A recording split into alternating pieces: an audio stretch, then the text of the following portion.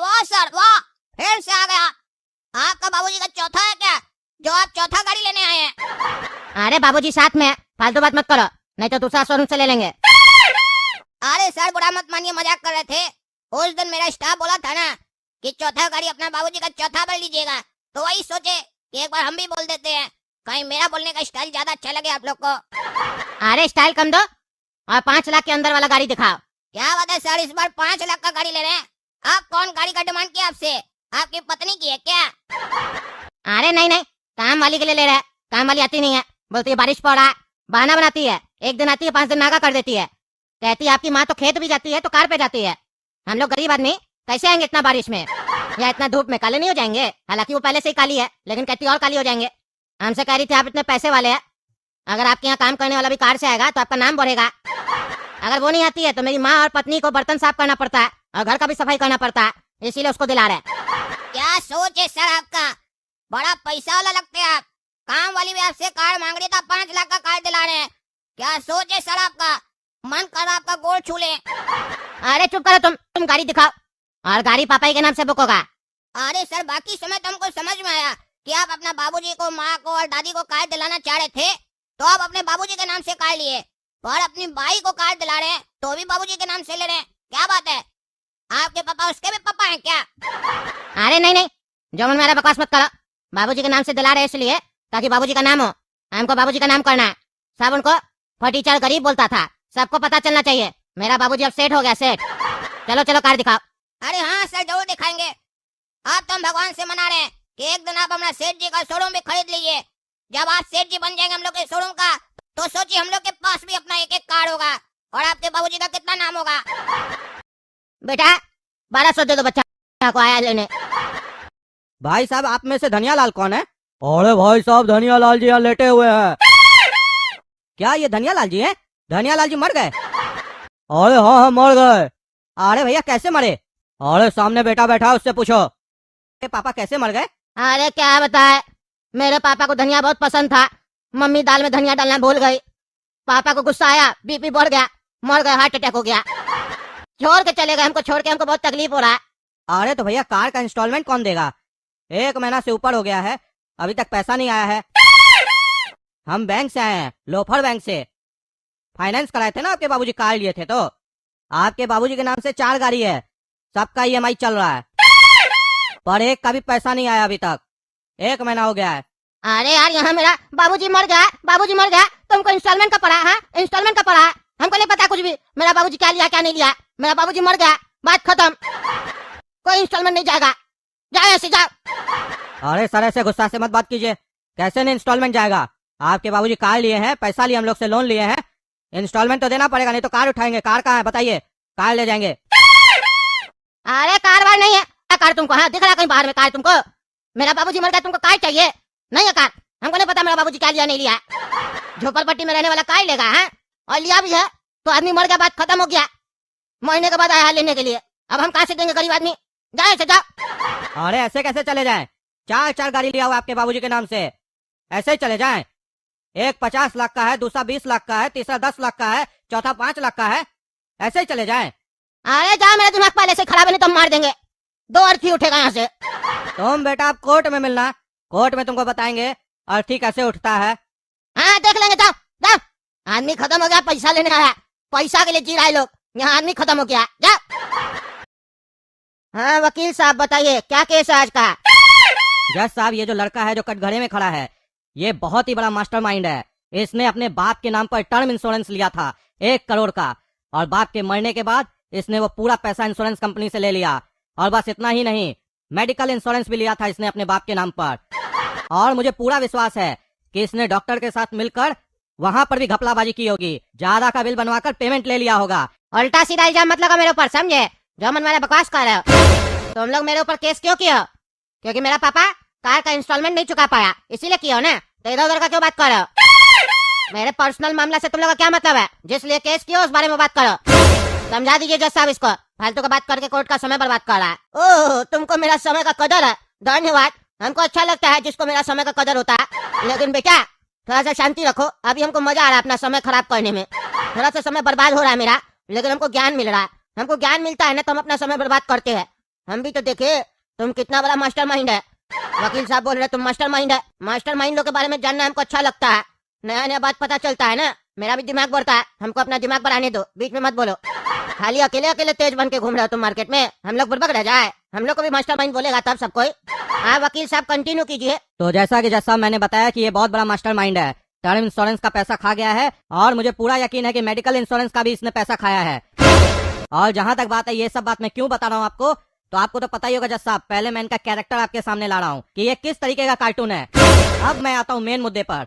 इसने अपने बाप के नाम पर 4 गाड़ी ली थी शोरूम से और सारी गाड़ियों की डाउन पेमेंट करके इंस्टॉलमेंट बंधवाई थी, पर एक भी इंस्टॉलमेंट इसने या इसके बाप ने पे नहीं की। मुझे तो पूरा यकीन है कि इसे पता था कि इसका बाप मरने वाला है, इसीलिए इसने जानबूझकर सारी गाड़ियां अपने बाप के नाम पर ली, ताकि अगर बाप मर गया तो उसके बाद ये कंपनी को यही कहेगा कि पिताजी मर गए, अब मैं क्या करूं। आपको पता है जज साहब, जब इसके यहाँ लोफर बैंक से एक आदमी गया पैसे की इंस्टॉलमेंट के लिए बात करने के लिए, तो वहाँ इस लड़के ने उस बैंक के एम्प्लॉय के साथ बदतमीजी की, कहा तुमको जो करना है कर लो, कोर्ट में देख लेंगे। और इसके पास एक भी गाड़ी नहीं थी, सारी गाड़ी बेचकर पैसा खा गया होगा। अरे बाप रे वकील साहब, केस तो हम समझ गए, ये तो सही में मास्टरमाइंड निकला रे। क्या बात है रे बेटा, इतना बड़ा तुम मास्टरमाइंड निकल गया, क्या दिमाग लगाता है तुम लोग रे। रुको जरा, तुम्हारा हम हिसाब करते हैं, पहले हमको केस को अच्छे से समझने दो। वकील साहब, हमको लगता है इसके साथ और लोग भी मिला हुआ है। इसको जो गाड़ी बेचा था ना, शोरूम वाला मालिक या स्टाफ जो कोई भी बेचा था, उसको भी कटघरे में बुलाया जाए, उससे भी थोड़ा बातचीत करना है हमको। अरे जज साहब, जितनी बार भी गाड़ी बेची है काला कद्दू ने इनको बेची है। अच्छा, जितनी बार भी गाड़ी बेचा गया है काला कद्दू ने बेचा है, यानी काला कद्दू भी मिला हुआ होगा। काला कद्दू जी आइए जरा कटघरे में। हाँ काला कद्दू जी बताइए, कितना पैसा मिला आपको ये सब काम करने का। अरे जज साहब, हमको कोई पैसा नहीं मिला है, हम ईमानदारी से काम किए अपना सेठ जी का। ये जो लड़का बढ़िया बढ़िया कपड़ा और सोना का चेन पहनकर हम लोग का शोरूम में आया था अपना बाप के साथ और कहा कि हम बहुत पैसा वाला हो गए, इसीलिए अपना बाप को गाड़ी दिलाना चाहते हैं, इसीलिए हम गाड़ी दिए और ये डाउन पेमेंट भी किया। इसमें मेरा क्या गलती है। चलो एक गाड़ी तक तो समझ में आ गया, लेकिन ये कुछ ही दिन के अंदर तुमसे 4-4 गाड़ी ले लिया, तुमको उसके बाद भी नहीं समझ में आया। ये कुछ घपला कर सकता है, तुमको इसका इंक्वायरी करना चाहिए था, तुमने किया इंक्वायरी। अरे जज साहब, हम लोग का काम इंक्वायरी करने का नहीं है, हम लोग का काम है गाड़ी बेचने का, क्योंकि हम लोग सेल्समैन है। तो हमारे पास ग्राहक आएगा तो हम गाड़ी बेचेंगे, क्योंकि ऐसे भी गाड़ी आजकल कम बिकता है, पैसा कम हो गया, लोग के पास गाड़ी कम खरीद रहा है। तो हमारा सेठ जी हमको टारगेट दिया है कि जितना ज्यादा हो सके गाड़ी बेचो, इसीलिए तो हम लोग फाइनेंस करा कर देते हैं ताकि गाड़ी ज्यादा से ज्यादा बिके। और बैंक वाला लोग ऐसा लोग का चक्कर लगाए और हम लोग सारा इम्पोर्टेंट केस छोड़ के इसी सब पे बहस करें ना। देखिए जैसा हम लोग का कोई ऐसा इंटेंशन नहीं रहता है, हम लोग का काम रहता है गाड़ी बेचने का। ये लड़का मेरे पास है और हर बार नया नया बहाना बनाकर गाड़ी लेकर गया, कभी कह रहा था बाबूजी को गिफ्ट देना है, कभी कहता माँ को गिफ्ट देना है, माँ जाएगी खेत में मॉनिटरिंग करने 20 लाख का गाड़ी में, फिर बोलता है हमारा दादी जी को गुस्सा लग गया, जलन हो गया तो उसको गाड़ी देना 10 लाख का, फिर उसके बाद बोलता हमको काम वाली को भी गाड़ी देना 5 लाख का। तो ऐसे करके लिया, थोड़ा तो शक हुआ सर हमको, पर हमारा काम शक करना नहीं है, क्योंकि हम पुलिस वाला नहीं है ना सर। मेरा काम है देश को आगे बढ़ाना। क्या बात कर रहा है, तुम्हारा काम है देश को आगे बढ़ाना, तुम कैसे देश को आगे बढ़ा रहा है। अरे सर यही तो फंडा आपको नहीं समझ में आ रहा है, क्योंकि आप सर जॉब कर रहे हैं, बुरा मत मानिएगा, पर हम लोग बिजनेस कर रहे हैं, बिजनेस को देख रहे हैं, सरकार की नीति को देख रहे हैं, कद्दूपुर की जो सरकार है क्या क्या नीति बनाई सबको देख रहे हैं, उसके हिसाब से हम लोग को पता है कि हम लोग के कारण भी कद्दूपुर आगे बढ़ रहा है। क्या बात कर रहा है, तुम भी मतलब हमको ज्ञान देगा, दो हम भी देखे कैसे भाई तुम लोग के कारण देश आगे बढ़ रहा। सर जो अब हम आपको बताने जा रहे हैं उसमें से काफी चीज आपको पता होगा। एक गाड़ी को जब हम लोग बेचते हैं ना, अगर वो 50 लाख का होगा तो कम से कम उसमें 20 से 25 लाख सरकार को जाता है टैक्स के रूप में। फिर उसके बाद जो गाड़ी लेता है वो जब अपने नाम पर गाड़ी कराता है, वहाँ पर पैसा देता है, टैक्स देता है, वहाँ का कर्मचारी लोगों को काम मिलता है। फिर उसके बाद जब वो रोड पर गाड़ी चलाता है तो वहाँ पर उसको पेट्रोल का जरूरत पड़ता है, फिर वो पेट्रोल खरीदता है, वहाँ पर पेट्रोल पंप वाले लोगों को काम देता है, और उस पर जो टैक्स लगता है फिर सरकार लेती है टैक्स। और सर गाड़ी है तो खराब होगी, और जब गाड़ी खराब होती है तो रिपेयरिंग कराता है तो उस आदमी को भी काम मिलता है। और सर यही मामला खत्म नहीं होता है, फिर जब वो आदमी तेज गाड़ी चलाता है, किसी का एक्सीडेंट हो जाता है, वो मर जाता है या हाथ पैर टूट जाता है, तो इलाज के लिए कहाँ जाता है, हॉस्पिटल। फिर जो वो डॉक्टर वहाँ से कमाता है और अगर सरकार को सही सही बताता है तो फिर सरकार को टैक्स जाता है सर।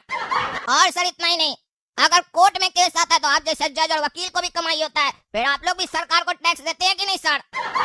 अभी भी सर हम आपको आधा बात बताएं, मेरा सेठ जी जो गाड़ी बेचकर कमाता है वो जो उसका इनकम बनता है उस पर इनकम टैक्स देता है, हम लोग जैसा लोग को जॉब देता है फिर हम लोग भी टैक्स देते हैं।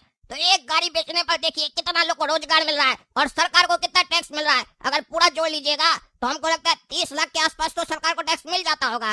गाड़ी 50 लाख का 30 लाख सरकार ले जाती है, तो सर देश आगे बढ़ा कि नहीं बढ़ा सर? क्या बोल रहा है? अरे बाप रे, मतलब एक गाड़ी बेच के इतना फायदा होता है? हम तो कभी इतना गौर से सोचे ही नहीं थे। मतलब 50 लाख का गाड़ी पे 30 लाख कद्दूपुर का सरकार ले लेता है, उसके बाद भी मालिक टैक्स देते रहता है, पेट्रोल रिपेयरिंग इस सब के नाम पे। तो अब तो मोटा कमाई हो रहा है। अच्छा, गाड़ी तो बेचना चाहिए, सही, हम समझ रहे हैं, देश आगे बढ़ रहा है, लेकिन फिर भी तुमको इंक्वायरी करना चाहिए ना। तुम कह रहे हैं हम देश को आगे बढ़ाना चाहते हैं, देश कब आगे बढ़ेगा? जब लेने वाला इंस्टॉलमेंट सही टाइम पे भरेगा। तुम तो बेच दिया, लेकिन सामने वाला बैंक वाला को पैसा नहीं ना चुकाया, घुमा फिरा के देश को तो नुकसान हो रहा है ना। हाँ गधा आदमी, तुम जब इतना चालाक है तो इतना जल्दी पूर्वक नहीं बनेगा। हमको इसीलिए भरोसा है तुम भी इसके साथ मिला हुआ है। अरे नहीं सर, हम नहीं मिले हुए हैं। आप वो कहावत तो सुने होंगे ना कि चाहे कोई कितना भी चालाक क्यों ना हो, कभी न कभी बुड़बक बन ही जाता है। कई बार उसको अपने ऊपर ज्यादा कॉन्फिडेंस हो जाता है ना सर, वैसे ही हमको अपने ऊपर हो गया था। देखो, हम भी अपने आप को बहुत चालाक समझते हैं क्योंकि हम ईमानदार जज है ना। मेरा दिल कह रहा कि तुम निर्दोष है, तुमसे गलती हो गया होगा, लेकिन मेरा दिमाग कह रहा कि कहीं ऐसा तो नहीं हम भी दिमाग वाला है, आज हमको कोई बेवकूफ बना रहा है, बाद में लोग बोलेगा देखो तुम दिमाग वाला था ना, तुमको काला कद्दू आके बेवकूफ बना के चला गया। अब दिमाग का सुनना पड़ रहा है, ऐसे कैसे हम तुम्हारे पर विश्वास कर ले? क्योंकि तुम झोपड़पट्टी में रहने वाला लड़का को इतना गाड़ी दे दिया, 80-90 लाख का गाड़ी दे दिया तुम, है ऐसे कैसे चलेगा? जांच तो तुम्हारा भी होगा, पर उससे पहले तो तुमसे बात होगा। रे तुम काय ले रहा था ये सब गाड़ी? हाँ काय ले रहा था? और तुम्हारे पिताजी के पास इतना पैसा कहाँ से आया जो इतना डाउन पेमेंट जमा कर रहा था तुम? अरे जज साहब, हम थोड़ी ना लिए है, मेरे पिताजी काय लिए थे, वो तो हमको बस बोले बेटा काय लेने चलना है, चलो हमको बताना कौन सा ले।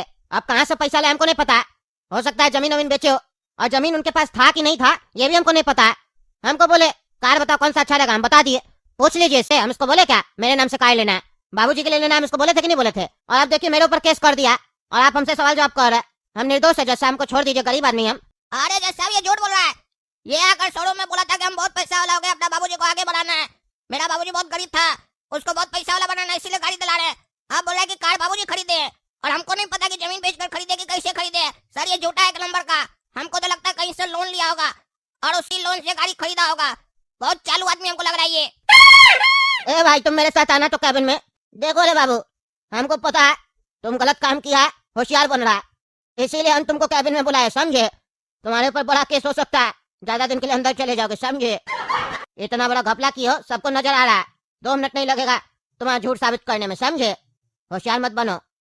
हम तुमको यहाँ इसलिए बुलाया है, अगर 2-4 लाख रुपया देके बचना चाहते हो तो दे दो, छोड़ देंगे, क्योंकि हमको सब समझ में आ रहा है तुम अपना पिताजी को मारा है ताकि तुमको पैसा का कमाई हो जाए। ये सब मेरे सामने मत करना एक्टिंग, समझे? क्या बोल रहे हो? क्या है फैसला तुम्हारा? जल्दी बोलो, 2-4 लाख रुपया देके छूटना है या अंदर जाना है जीवन भर के लिए? अरे जज साहब, आप सही बोल रहे हैं, अगर 2-4 लाख रुपया देंगे आपको तो आप हमको छोड़ दीजिएगा, केस बंद हो जाएगा।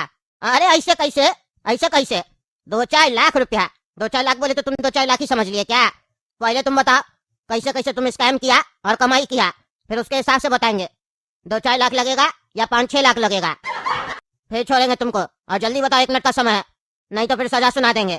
अरे जज साहब, हम सोशल मीडिया बहुत देखते हैं ना, उसमें कहता था हेल्थ इंश्योरेंस ले लीजिए अच्छा रहेगा, और मेरे बाबूजी का तबीयत हमेशा खराब रहता था, हम इसीलिए उनके नाम से हेल्थ इंश्योरेंस ले लिए। और हमको कोई जॉब वॉब लग नहीं रहा था, नौकरी था नहीं मेरे पास, और मेरा बाप हमको कुछ भी कमा के नहीं दिया था, संपत्ति नहीं था उसका कुछ भी, एक छोटा सा जमीन था वो भी गाँव में।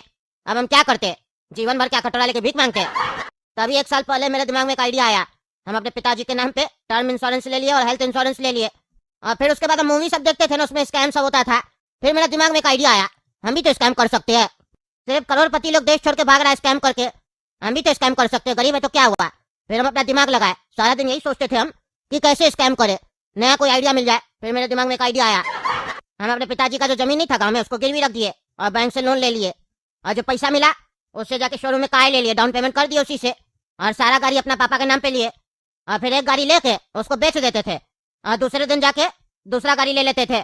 ऐसे करते करते 4 गाड़ी लिए और चारों बेच दिए, मेरे पास मोटा पैसा जमा हो गया। फिर हम सोचे पैसा तो मिल गया, लेकिन बाबूजी का तबीयत सही नहीं हो रहा, अगर इलाज कराएंगे तो सारा पैसा डॉक्टर लोग ले लेगा, उससे अच्छा पापा का दवा बंद कर दो। ऐसे ही पापा बोलते थे जिंदगी में मजा नहीं आ रहा, पापा गुजर गए, हम दवा बंद कर दिए, तो फिर सारा पैसा मेरा हो गया ना।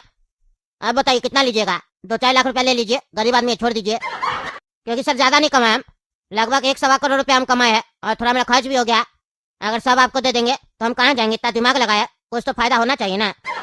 लेकिन सर चिंता नहीं कीजिए आप, पहले पैसा नहीं था तो इतना बड़ा स्कैम किए ना, अब तो पैसा है मेरे पास। अब सोचिए कितना बड़ा स्कैम करेंगे हम। अगला अरबपति कद्दूपुर का हम ही होंगे जो सबसे बड़ा स्कैम करेगा और कद्दूपुर छोड़ के चला जाएगा। लेकिन जाने से पहले आपको कमीशन दे के जाएगा आपका। अरे वाह, धन्यवाद धन्यवाद, बस यही तो चाहिए था हमको। चलो चलो, हमको सब सच बता दिया ये लड़का, हम सब सच बता दिए जज साहब को। अब ये केस डिसमिस हो जाएगा, देख लेना। तुम लोग को कहे थे ना कोर्ट में देख लेंगे, परेशान करके रखे थे। सुनाइए जज साहब अपना फैसला। हाँ बाबू, हम सुना रहे, खड़े रहो। देखिए ये लड़का अभी हमको सब सच्चाई बता रहा, कैसे कैसे स्कैम किया। अरे जज साहब, स्कैम कहाँ बोले? हम तो ये नहीं बताया आपको कि हम ईमानदार है। अरे चुप रहा तुम, ईमानदार हम है। ईमानदार जज के कोर्ट में खड़ा है, तुम बेईमान जज के कोर्ट में नहीं खड़ा जो समय लेगा फैसला लेने में। हम एक दिन में फैसला लेते हैं। पैसा खाने के लिए यहाँ कुर्सी पे बैठे हैं, न्याय देने के लिए बैठे हैं जनता को। अभी तुम्हारा न्याय होगा, और न्याय का मतलब होता है जितना जल्दी हो सके जल्दी न्याय मिलेगा सबको। ये लड़का कहता है इसको स्कैम करने में मजा आता है, मूर्ख बनाने में। स्कैम मतलब मूर्ख हुआ ना। कहता है बहुत बड़ा स्कैम करके देश छोड़ के भाग जाएगा। इसको स्कैम करके भागना है ना, भागना चाहता है, इसको हम लोग भगाएंगे। एक काम किया जाए, इमलीपुर का बॉर्डर के सामने एक बैल के साथ इसको बांध दिया जाए, फिर बैल इसको जहाँ ले जाएगा वहाँ ही चला जाएगा। फिर वहाँ का आर्मी इसके साथ अपने अच्छा ट्रीटमेंट करेगा। ले जाओ इस पगलेट को, ले जाओ। अरे जैसा छोड़ दीजिए, माफ कर दीजिए। जब जाए से भागना है तुमको, भागो। और इसका जितना भी संपत्ति और पैसा है सब सीज किया जाए, और जिसका जिसका उसको वापस लौटाया जाए। और जिस डॉक्टर के साथ ये मिली भगत किया था, पैसा कमाया था, उसको भी अंदर किया जाए। मजा आया। ये वीडियो आप कद्दू जोक प्लेटफॉर्म पर देख सकते हैं। यहाँ हमारा उद्देश्य केवल वीडियो दिखाना नहीं है, बल्कि ये भी समझाना है कि एक वीडियो किस तरह से तैयार किया जाता है, उसके पीछे की सोच क्या होती है, और कंटेंट को लोगों तक प्रभावी तरीके से कैसे पहुंचाया जाता है। आशा करता हूं कि आज का ये वीडियो आपको पसंद आया होगा। इस वीडियो के माध्यम से आपने कुछ नया, उपयोगी और व्यावहारिक ज्ञान सीखा होगा। खास बात यह है कि ये वीडियो रियल जीवनी यानी वास्तविक जीवन की घटनाओं पर आधारित है, जिससे ये कंटेंट और भी ज्यादा विश्वसनीय और प्रभावशाली बन जाता है। आज के समय में सिर्फ मनोरंजन ही नहीं, बल्कि सीख देने वाला कंटेंट भी उतना ही जरूरी है। इसी सोच के साथ हम ऐसे वीडियो बनाते हैं जो आपको कुछ सोचने पर मजबूर करें और कुछ नया सीखने का अवसर दें। यदि आप भी इस तरह के वीडियो बनाना सीखना चाहते हैं, जैसे कि कहानी का चयन कैसे किया जाए, स्क्रिप्ट को सही तरीके से कैसे लिखा जाए और वीडियो को प्रोफेशनल ढंग से कैसे प्रस्तुत किया जाए, तो आप हमारा कोर्स खरीद सकते हैं। इस कोर्स में हम आपको शुरुआत से लेकर एडवांस लेवल तक पूरी प्रक्रिया को आसान भाषा में समझाते हैं, ताकि आप खुद का कंटेंट तैयार कर सकें और अपनी अलग पहचान बना सकें। इसके साथ साथ अगर आप चाहते हैं कि आपका नाम हमारे वीडियो में शामिल किया जाए, तो नीचे कमेंट बॉक्स में अपना नाम जरूर लिखें। जब एक वीडियो पर कम से कम 20 लोगों की कमेंट पूरी हो जाती है, तो अगले एपिसोड में चुने गए नामों को शामिल किया जाता है। आशा करता हूं दोस्तों कि इस वीडियो से आपने कुछ न कुछ उपयोगी और सकारात्मक अवश्य सीखा होगा। अगर वीडियो आपको अच्छा लगा हो तो इसे लाइक करें, अपने दोस्तों और परिवार के साथ शेयर करें और चैनल को सब्सक्राइब करके हमारा सहयोग करें। आपके सहयोग और विश्वास के लिए धन्यवाद। जय हिंद, जय भारत।